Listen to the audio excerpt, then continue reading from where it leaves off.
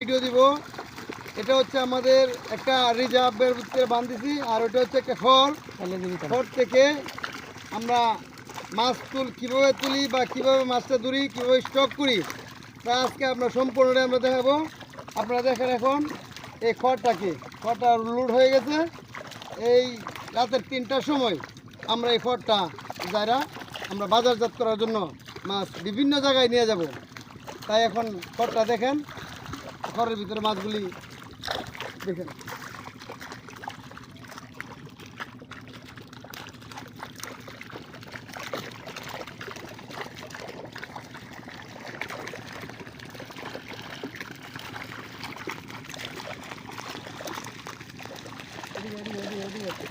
দাঁড়াই দিয়েছি